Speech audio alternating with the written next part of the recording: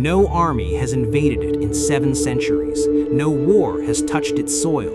It holds the secret wealth of the entire world, and this tiny mountain nation became the most powerful country on Earth.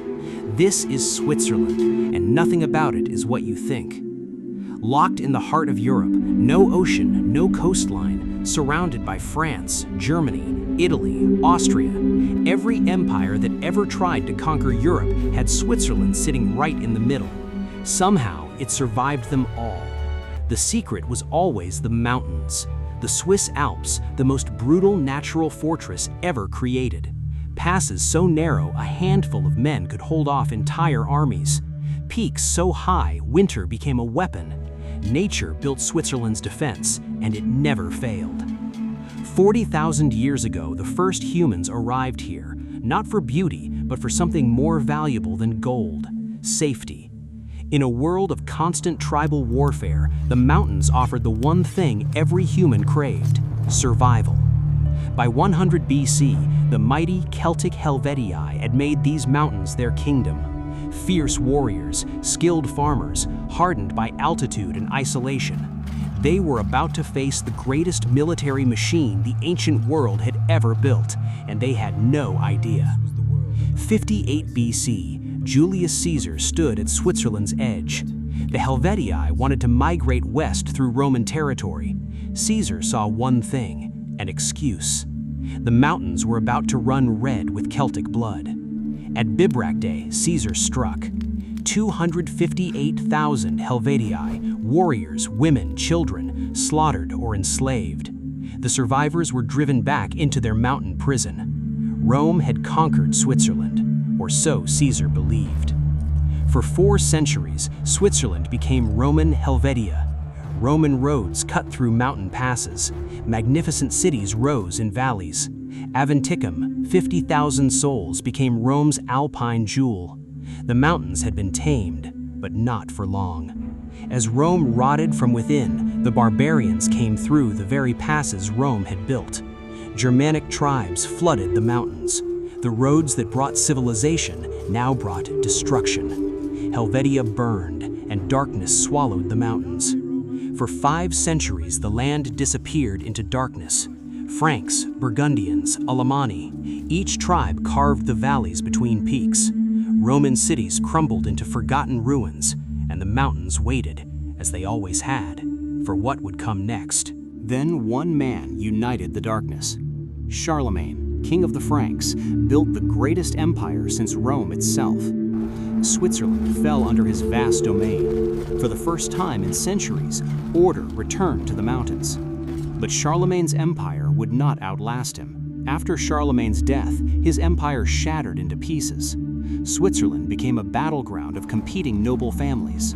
The Habsburgs, the Savoys, the Zähringen, each family clawing for control of the mountain passes, because whoever controlled the passes controlled the trade routes, and whoever controlled trade controlled everything. By the 13th century, one family stood above all others: the House of Habsburg. From their castle in northern Switzerland, they had built an empire stretching across half of Europe, and they wanted all of Switzerland under their iron control. The mountain peasants had other ideas. From this oppression grew a legend. William Tell, Swiss farmer and marksman, refused to bow to Habsburg authority. The punishment was impossible. Shoot an apple from your own son's head, or both of you die. Tell raised his crossbow and fired the shot that started a revolution. August 1st, 1291, 3 forest communities, Uri, Schwyz, Unterwalden, met on a meadow called Rutli above Lake Lucerne. They swore an oath of mutual defense against all enemies forever. Switzerland was born. The Habsburgs sent an army to crush this rebellion immediately. At Morgarten in 1315, 1,500 Swiss farmers faced 9,000 Austrian knights. The knights never had a chance. The Swiss rolled boulders from above, then came down the mountain and finished what gravity started. Word spread across Europe instantly. Swiss mountain peasants had destroyed the finest knights on earth. Every king and emperor took notice. If Swiss farmers could defeat Habsburg knights, what could Swiss warriors do if properly organized? Europe was about to find out. Every king in Europe wanted Swiss soldiers fighting for them. Swiss mercenaries became the most sought-after warriors on earth. France, the Pope, Milan, Naples all paid fortunes for Swiss fighters. A mountain nation with no resources had found its greatest export, its own people. 1477, Charles the Bold, Duke of Burgundy, the most powerful prince in Europe, brought the largest army ever assembled against the Swiss. At Nancy, the Swiss infantry destroyed it completely. Charles the Bold died in the mud. Switzerland was now untouchable. After Nancy, something extraordinary happened. The Swiss looked at what they had become, the most feared soldiers in Europe, hired killers for every king and pope, Swiss fighting Swiss on foreign battlefields. In 1515, they made a decision that would define their nation forever. No more foreign wars. Switzerland would be neutral from this day forward, forever. In 1517, a German monk named Martin Luther nailed a document to a church door and shattered Christianity forever. The Protestant Reformation swept Europe, and Switzerland, sitting in the middle of everything, as always, became its most explosive battleground. In Zurich, a brilliant and radical priest named Ulrich Zwingli took Luther's ideas further than anyone. He stripped churches bare, banned music, banned images, banned everything. Switzerland had found its own Protestant revolutionary, and he was willing to die for it. Catholic and Protestant cantons went to war. At Kappel in 1531, Catholic forces destroyed the Protestant army. Zwingli himself was found wounded on the battlefield. They finished him with a sword, cut him into pieces, and burned what remained. Switzerland had eaten its own prophet. But the Reformation found a new and even more powerful champion. John Calvin arrived in Geneva in 1536, cold, logical, absolute. He turned Geneva into a Protestant Rome, a city governed entirely by religious law. His ideas would spread to England, to America, and shape the modern world forever. From 1618 to 1648, Europe destroyed itself. The 30 Years' War consumed 8 million lives. Germany burned for 3 decades. France, Spain, Sweden, Austria, all tore each other apart. Switzerland sat in the exact center and watched, untouched. Neutrality had saved them again.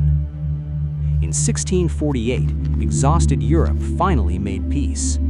The Treaty of Westphalia ended the war and formally recognized something the Swiss had known for centuries. Switzerland was independent, permanently neutral, recognized by every major power on Earth. The experiment had become permanent. With peace secured, Switzerland needed a new economy.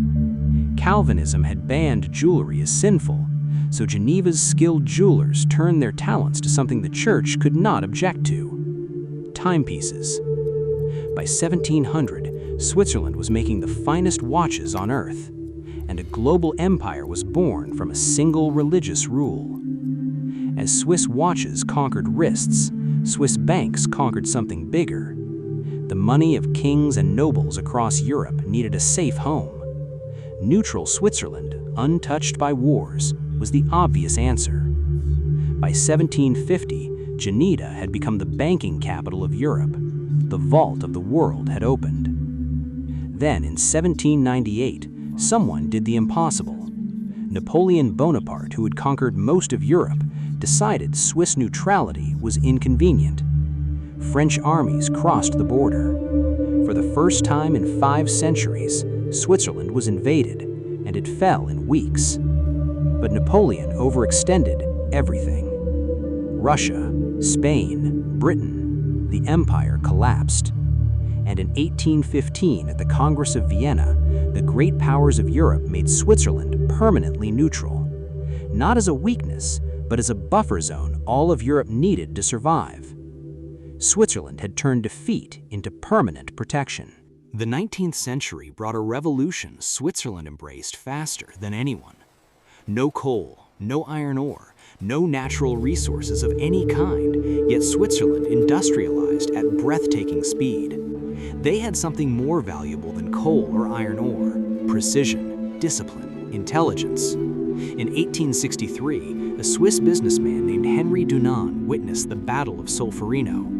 40,000 dead and dying soldiers left on a battlefield with no help. Dunant was so horrified he founded an organization that would save millions of lives, the Red Cross, born in Switzerland, belonging to the world.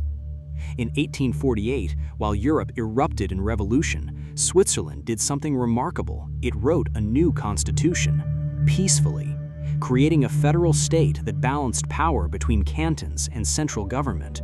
While Europe burned, Switzerland built, the model that would inspire democracies for the next 2 centuries. 1914, the world went mad.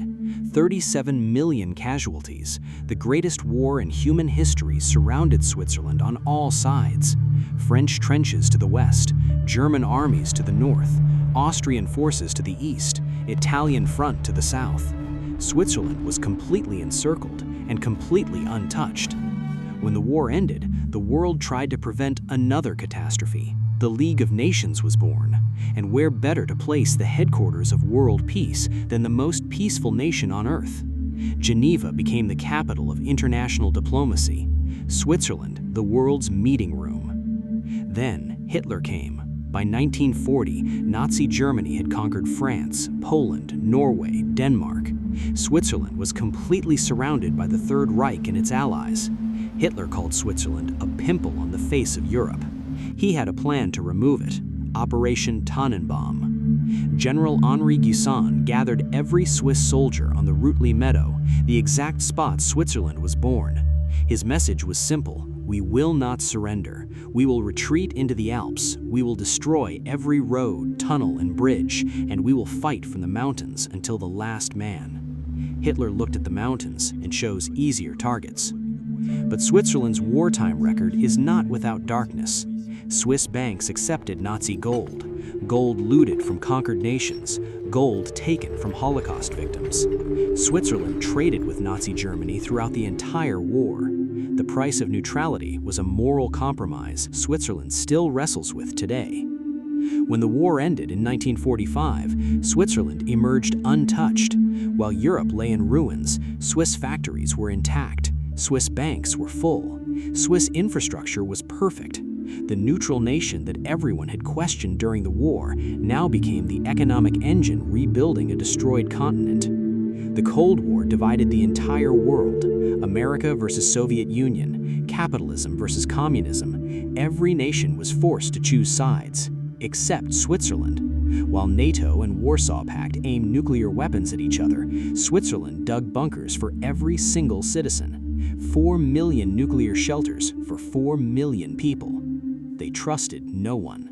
In 1934, Switzerland passed a law that would change global finance forever. Banking secrecy became criminal law. Revealing a client's identity meant prison. Every dictator, every billionaire, every tax evader on Earth now had one destination: Zurich, Geneva, Basel, the vaults of Switzerland. By the 1960s, Switzerland made half of all watches sold on Earth. Rolex, Omega, Patek Philippe, Longines, names that meant more than time. They meant wealth, status, power. A Swiss watch on your wrist told the world everything about who you were. The mountain nation had conquered the world, one wrist at a time. Then, Japan dropped a bomb without a single explosion. In 1969, Seiko launched the quartz watch. Accurate, cheap, mass-produced. Swiss watchmakers laughed. By 1983, the Swiss watch industry had lost 65,000 jobs. The laughing had stopped. Switzerland faced its greatest economic catastrophe. From the ruins emerged a genius. Nicholas Hayek looked at the crisis and saw an opportunity. In 1983, he launched Swatch, cheap, Colorful, fun, Swiss quality at Japanese prices. Within 5 years, Switzerland had recaptured the world watch market, and the high-end brands were safe forever. Watches were just the beginning. In Basel, something extraordinary was growing in laboratories. Novartis, Roche, Hoffmann-La Roche, Swiss pharmaceutical companies that would develop drugs saving hundreds of millions of lives. A nation of 4 million people producing medicine for 8 billion. Switzerland had become the pharmacy of the world. Beneath the Swiss countryside near Geneva, humanity built its greatest machine, CERN, the Large Hadron Collider. 27 kilometers of tunnel, the most complex scientific instrument ever constructed. In 2012, Swiss soil produced the discovery of the Higgs boson, the God particle, the secret of the universe itself found under a Swiss field. Switzerland produces more Nobel Prize winners per capita than any nation on Earth. ETH Zurich, the Swiss Federal Institute of Technology, ranks among the top 10 universities in the world. Albert Einstein studied there. 21 Nobel laureates taught there. A nation that imports everything, exports one thing above all others: genius. Switzerland invented something no other nation has ever replicated: true direct democracy. Any Swiss citizen can challenge any law passed by parliament. With 50,000 signatures, you force a national referendum. The people decide everything, not politicians, not parties, the people, every single time. Switzerland speaks 4 languages: German, French, Italian, Romansh. 4 completely different cultures living in one tiny nation. No ethnic conflict, no linguistic war, no demand for independence. In a world tearing itself apart over identity and culture, Switzerland somehow made diversity its greatest strength. Today, Switzerland remains the last great neutral nation. When Russia invaded Ukraine, every nation chose sides, except Switzerland. When America and China clash, both sides trust Switzerland as the mediator. In a world of permanent conflict, Switzerland remains permanently above it. The most valuable real estate on the diplomatic planet. Every January, the most powerful people on Earth gather in a tiny Swiss mountain town, Davos. Population 22,000, but for 1 week every year, the most important zip code on the planet. Presidents, billionaires, CEOs, the people who run the world meeting in the mountains where farmers once held off emperors. Do not mistake Swiss peace for weakness. Every Swiss male serves in the military. Every Swiss home has a weapon. Switzerland has the highest gun ownership in Europe and virtually no gun crime. The Swiss Army knife is not a joke. It is a symbol of a nation that is always prepared for everything. From mountain fortresses to global conquest, one bar at a time. Swiss chocolate began in the 1800s when Daniel Peter added milk to chocolate, changing it forever. Lindt, Toblerone, Nestle, Swiss chocolate companies that conquered every sweet tooth on Earth, in a nation that imports cocoa beans from thousands of miles away and exports the world's finest chocolate. And then there is the cheese: Emmentaler, Gruyere, Appenzeller. Swiss cheeses that became cultural ambassadors to the world. And fondue, the communal pot of melted cheese that became Switzerland's greatest soft power export. A dish born from alpine poverty, becoming the symbol of Swiss warmth in every corner of the earth.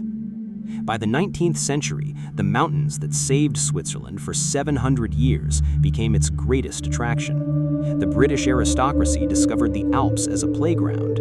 Mountaineering, skiing, hiking. The Matterhorn became the most photographed mountain on Earth. Tourism transformed Switzerland from isolated fortress to the world's most desired destination. Switzerland even conquered sport through a single man. Roger Federer, born in Basel, became the greatest tennis player in human history. 20 Grand Slam titles, a global ambassador for Swiss grace, precision, and excellence. Everything Switzerland stands for expressed through a tennis racket. the most loved athlete on Earth from the most loved nation on Earth. But the mountains that saved Switzerland for 700 years are now under threat. Swiss glaciers are melting at catastrophic speed. The Rhone Glacier has lost half its volume in a century. By 2100, 90% of Swiss glaciers may be gone. The natural fortress is melting. Switzerland sits in the center of Europe, but refuses to join it. Not the European Union, not the Euro, not even fully Schengen at first. Switzerland negotiates its own bilateral agreements with Europe on its own terms. The nation that survived every empire was not about to surrender sovereignty to a Brussels bureaucrat. Switzerland today is simply the richest nation on Earth. Highest median wealth per adult, highest quality of life index, most innovative nation for 14 consecutive years. A country the size of Wales, producing more patents per person than any nation in history. 4 million people, changing 8 billion lives. In 1989, Tim Berners-Lee sat in his office at CERN in Geneva, Switzerland, and invented the World Wide Web, the technology connecting 8 billion humans, born under a Swiss field. Switzerland, the nation that gave the world banking, the Red Cross, the watch, and the internet. The Swiss invented Velcro.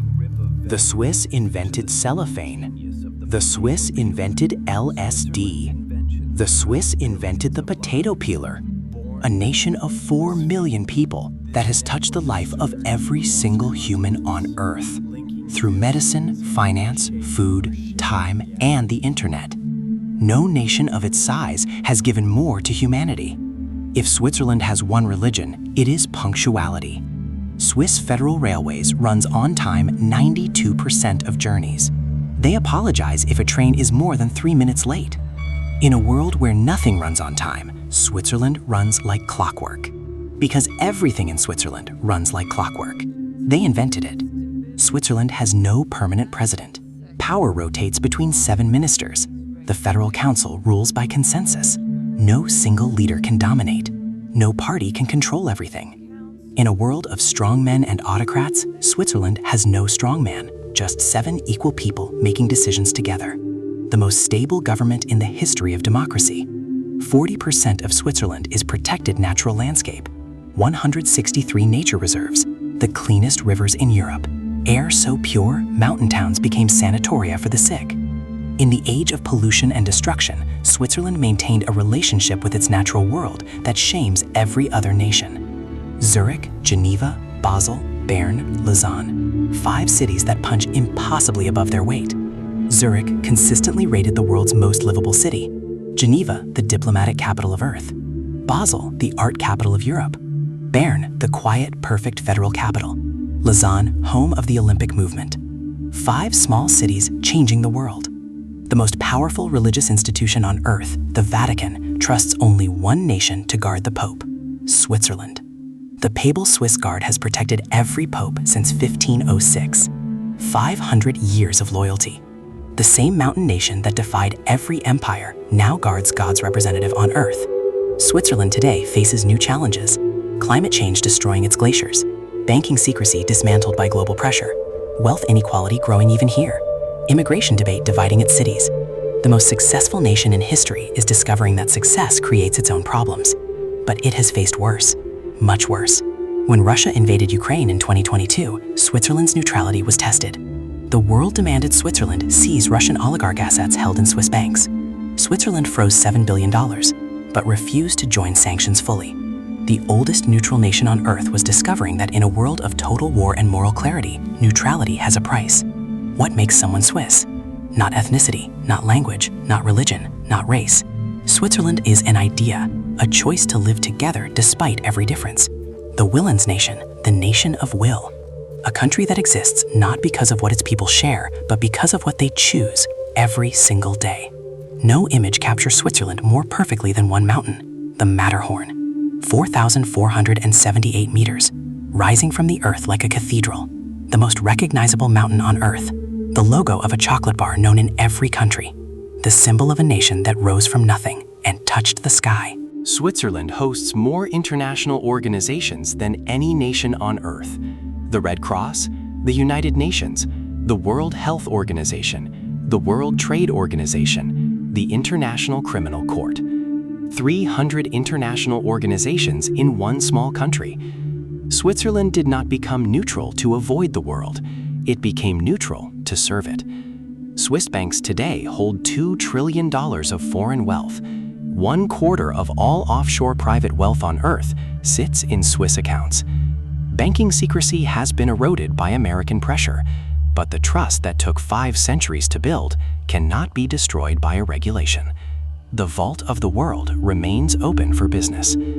Switzerland is the great paradox of nations, the most armed civilian population in Europe with virtually no gun violence, the most secretive banks now forced into transparency, the most neutral nation that influences everything, the poorest natural resources producing the richest people. Switzerland makes no sense until you understand it completely. What can the world learn from Switzerland? That diversity is strength, not weakness.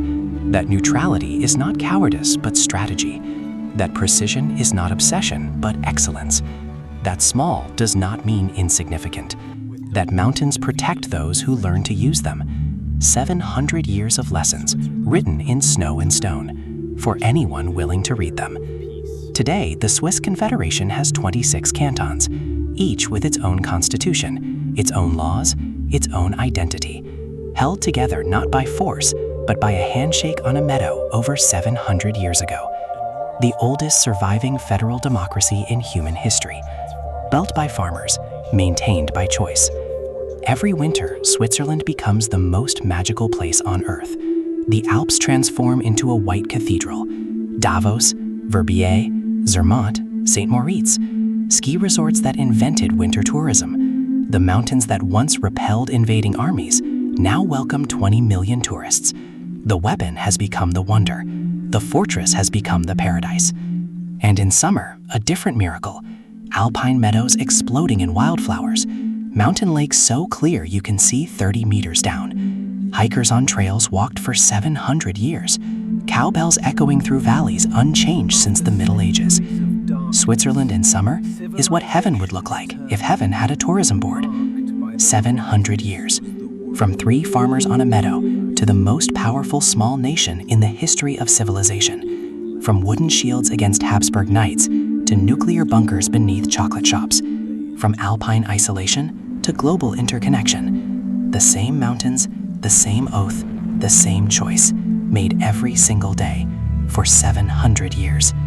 Switzerland gave humanity the Red Cross, the World Wide Web, banking as we know it, modern democracy, the most precise timekeeping, the drug saving millions of lives, and proof, absolute proof, that a tiny nation with no resources and no coastline, surrounded by enemies, can become the most admired country on the face of the earth if it simply chooses to. From 3 farmers on a mountain meadow to the vault of the entire world. From Celtic warriors crushed by Caesar to the nation Caesar's heirs now trust with their money. From a pimple on the face of Europe to the conscience of the world. This is Switzerland, the mountain that became a nation, the fortress that became a paradise, the secret at the heart of Europe, hiding in plain sight for 700 years and counting. This was the complete and definitive history of Switzerland. If this moved you, subscribe to Majestic Chronicle, because history has never been told like this before.